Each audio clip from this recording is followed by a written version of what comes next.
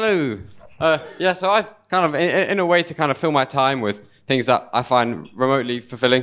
I started working at a pub the last year, and it's kind of an interesting thing because you kind of just stand, and all these different people come in, and then they talk and they chat, and they leave.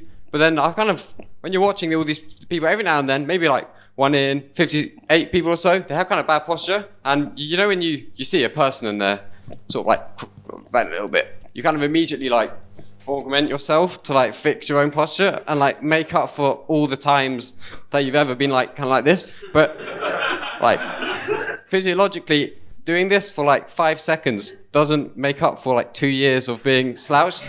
But you like really go for it. So you kind of end up, so you got their drinks in your hand, and because you go into the table, it's just replaying in your head anyway what they look like when they're all like this. So you're thinking, oh my God, I'm going to see that person again.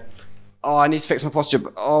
And because you know they're like that, and then so you end up walking to the table kind of like holding their pints, like all really like straight line, and they don't know what's going on.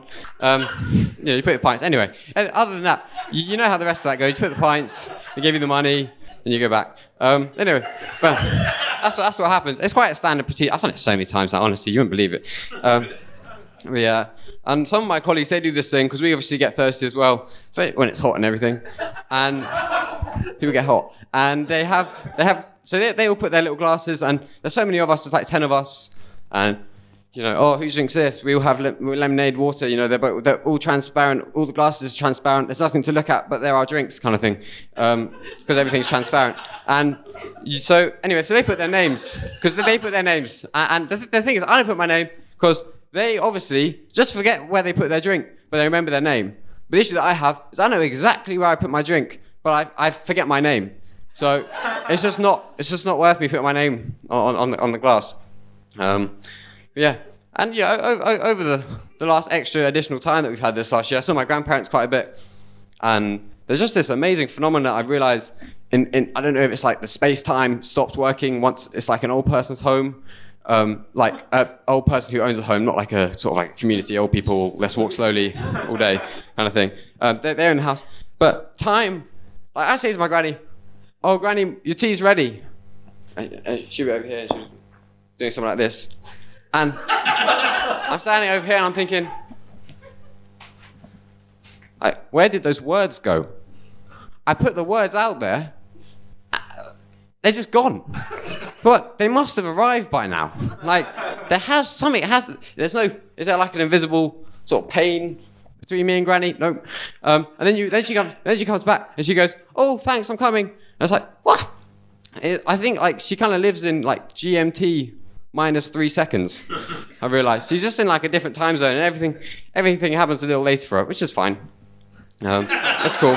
Like, you know, maybe every like 2 decades you lose a second, kind of thing. So she's 80. So she's had 2 decades. So she's 4 seconds in the past. Respectable, I think. I'm pretty done well. But she's lovely, and she would take me for walks, and we'd go and look at dormice. They live in the countryside. Did you guys want to hear some dormice facts? Yeah. Woo, yeah, damn right we do. Anyway, yeah, so she would say, oh, Alfie, you know, dormice, they live in hazel row bushes, because that way they can hide, and the bushes connect all the fields up, so they get these motorways for the dormice to run down, and there are hazelnuts. And not only are there hazelnuts, but they're actually protected from birds of prey in the sky. So it's just such an incredible relationship that dormice have with hazelnut bush rows. I mean, it's just spectacular. Can't imagine. Like, I wish I had such a wonderful relationship with a sort of plant. Anyway, give me food, shelter, everything. I suppose that's kind of like what a parent is. Anyway, I just realised that's quite a groundbreaking realisation I've just had. My mother is kind of allegorically a hazelnut bush. Anyway, I suppose it's quite strange. But anyways, it's wonderful to be here. Now I'm going to cycle home on one of those bikes. You know those bikes that have really wide handlebars, and it looks really odd because people are kind of like they're like this when they're cycling. Have you seen them? They're really strange. I find them strange. Anyway, I want a bike where it's like really wide handlebars, so I cycle kind of like this. But I don't know. That's just a surreal image I have in my mind. Maybe it's not as like enjoyable if it were in person. Anyway. My name's Alfie Carter. It's lovely to spend time with you, and enjoy the rest of the show.